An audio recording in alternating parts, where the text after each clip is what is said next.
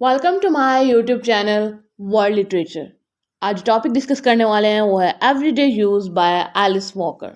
Alice Walker की ये जो शॉर्ट स्टोरी है आज इसको हम डिटेल से डिस्कस करेंगे। फर्स्ट ऑफ ऑल अपना लेक्चर जो है वो स्टार्ट करते हैं।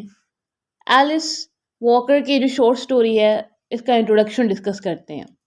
एवरीडे यूज जो है ये अप्रैल 1973 को पब्लिश करवाई गई थी। हार्पर्स मैगजीन में इसको पब्लिश करवाया गया था एंड ये वॉकर्स की शॉर्ट स्टोरी की कलेक्शन थी इन लव एंड ट्रबल, जिसमें इसको पब्लिश करवाया गया था। इन लव एंड ट्रबल को जो है वो 1970s में जो एलिस वॉकर की शॉर्ट स्टोरी की collection in love and trouble 1970s में जो है वो पब्लिश करवाई गई थी, जिस टाइम पे अफ्रीका में विमेन राइट्स मूवमेंट्स जो है वो चल रही थी। एलिस वॉकर ने एक टर्म इंट्रोड्यूस करवाई थी वुमेनिज्म। वुमेनिज्म में जो है वो वुमेन के राइट्स की बात की जाती थी और वुमेन के इक्वल राइट्स पे जो है वो फोकस किया जाता था।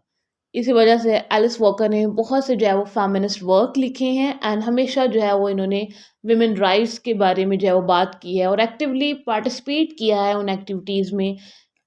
एलिस वॉकर की बर्थ हुई थी फरवरी 9 1944 में। अमेरिकन नॉवेलिस्ट हैं, शॉर्ट स्टोरी राइटर हैं, पोइट हैं एंड सोशल एक्टिविस्ट हैं। 1982 में फर्स्ट अफ्रीकन अमेरिकन वुमेन बनी जिनको जो है वो पुलिट्जर प्राइज़ मिला फिक्शन में। इनको जो है वो इनके बहुत से वर्क्स के लिए अवार्ड्स मिले, लेकिन इनका जो नॉवल था द कलर पर्पल उसकी वजह से जो है वो अवार्ड मिला था। अपने लिटरेरी करियर में डिफरेंट वर्क्स जो है वो पब्लिश करवाए, जिसमें 17 नॉवेल्स थे, शॉर्ट स्टोरी कलेक्शंस हैं, 12 नॉन फिक्शन वर्क्स हैं and collection of essays and poetry है। डिफरेंट जॉनर्स पे जो है वो काम किया। एवरीडे यूज स्टोरी को डिस्कस करते हैं। फर्स्ट ऑफ ऑल अपने कैरेक्टर्स को डिस्कस कर लेते हैं। मामा जो है वो मेन कैरेक्टर है या फिर स्टोरी की नरेटर हैं। उनकी दो डॉटर्स हैं।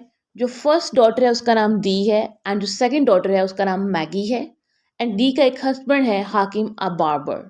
ये फोर मेन कैरेक्टर्स हैं इस स्टोरी में। समरी को स्टार्ट करते हैं। इन एवरीडे यूज एक्चुअली में इस स्टोरी को जो है वो मामा नरेट करती हैं, जो कि फर्स्ट पर्सन नरेटर हैं। वो अपना रिलेशनशिप डिस्क्राइब करती हैं कि उनका जो रिलेशनशिप है वो इनकी एल्डर डॉटर दी के साथ कैसा है और इनकी जो यंगर डॉटर है मैगी उसके साथ कैसा है। इनकी जो एल्डर डॉटर है वो एक यंग अफ्रीकन अमेरिकन वुमेन है और वो अपने चाइल्डहुड हाउस में जो है ना वो एक लॉन्ग टाइम के बाद जो है ना वो विजिट करने के लिए आ रही होती है अपने मामा को एंड अपने सिस्टर को। मामा एंड जो मैगी है वो प्रेपरेशंस कर रही हैं दी के आने की, क्योंकि वो विज़िट करने वाली है। इस वजह से पूरे जो होम है उसकी जो है वो बिल्कुल क्लीन हर चीज़ होनी चाहिए, उसका बहुत ज़्यादा ख्याल रखा जा रहा है। मीन्स के दी के अकॉर्डिंग सारी प्रेपरेशंस की जा रही हैं, क्योंकि दी जो है वो अब एक यंग अफ्रीकन अमेरिकन वुमन है और साथ में वो एक एजुकेटेड भी है। इस वजह से इनको हर चीज़ का जो है वो बहुत ख्याल रखना पड़ रहा था। मैगी जो है वो अपना ड्रेस चेंज करती है। मामा जो है वो फैंटेसी में चली जाती हैं, अपने घर के बैकयार्ड में जाती हैं। वहाँ पे जाके जो है ना वो डिफरेंट चीज़ों को इमेजिन करना स्टार्ट कर देती हैं। फर्स्ट ऑफ ऑल तो वो टेलीविज़न शो को इमेजिन करती हैं कि जहाँ पर जो है वो पेरेंट्स जो हैं वो अपने चिल्ड्रन से मिलते हैं, किड्स से मिलते हैं और अप्रिशिएट करते हैं एक दूसरे को। वो इमेजिन करती हैं कि मैं भी जो है ना वो अपनी डॉटर दी के साथ जाऊँ उस शो पे एंड वहाँ पे जो है ना वो एक वेल ड्रेस्ड और एक अच्छी पर्सनैलिटी जो है ना वो मैं खुद को शो करवाऊँ। देन जो है वो फैंटेसी से बाहर आ जाती हैं कि जो है ना मैं ऐसे शो पे कैसे जा सकती हूँ, यहाँ पे जो मेरी डॉटर है वो मुझे ऐसे शोज़ पे कैसे लेके जा सकती है। मामा जो है वो घर के बैकयार्ड में जो है वो वेट कर रही है मैगी के साथ अपनी डॉटर दी के आने का।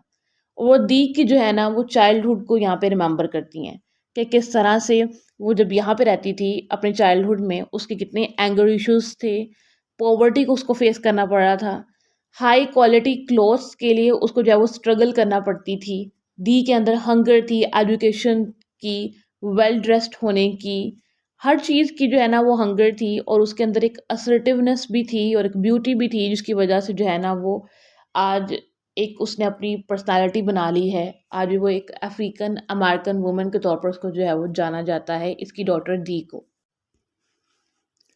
मामा इस उस सभी चाइल्डहुड मेमोरीज को जो है ना वो दोबारा से रिकॉल कर रही होती हैं कि थैंक गॉड के उसके मामा के पास इतनी मनी या फिर चर्च की तरफ से इतनी उसको सपोर्ट मिली कि उसने जो है ना वो दी को एजुकेशन दी, और दी जो है वो उन सभी एंगर इश्यूज से निकल के अब जो है वो अपनी फैमिली के साथ एक हैप्पी लाइफ जो है वो गुजार रही है।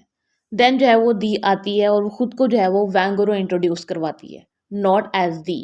कहती है कि जो है ना वो मैंने अपना नेम चेंज कर लिया है, क्योंकि अगर मैं दी अपना नेम रखूंगी अभी तक तो मुझे लगता है कि मुझे कोई मेरे ओप्रेसर्स जो हैं वो मुझे मेरे नाम से जो है ना वो बुलाते हैं। तो इस वजह से मैंने जो है वो अपना नेम चेंज कर लिया है, ताकि जो मेरा चाइल्डहुड है मैं उस ट्रॉमा से जो है ना वो बाहर निकल आऊँ। मामा जो है वो इसको कहती हैं कि तुम्हारा जो नेम है वो मैंने तुम्हारी आंट के नेम पे रखा था।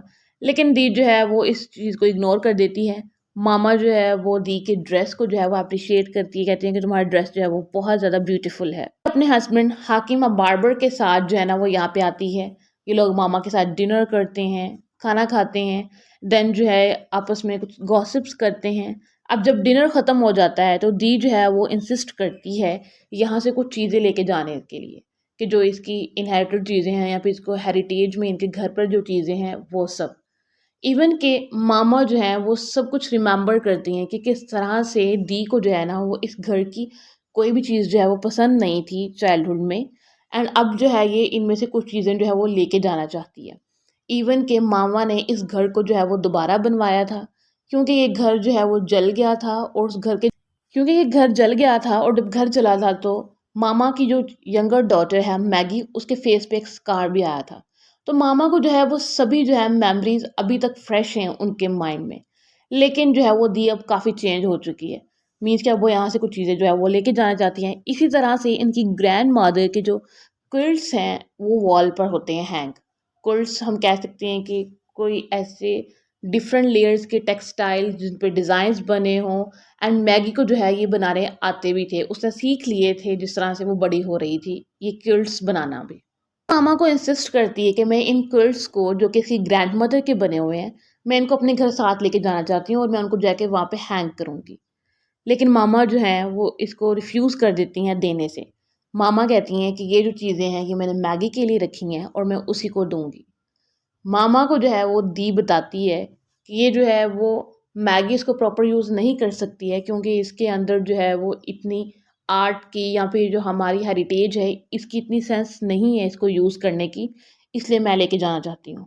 मामा जो है वो रिफ्यूज़ कर देती हैं। दी को जो है वो बहुत गुस्सा आता है, लेकिन दी जो है फिर वो वहाँ से चली जाती है, मामा और इसकी यंगर सिस्टर मैगी को अकेले इनके घर पर छोड़कर।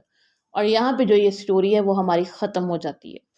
आई होप कि यहाँ तक की जो शॉर्ट स्टोरी है वो आपको समझ आई होगी।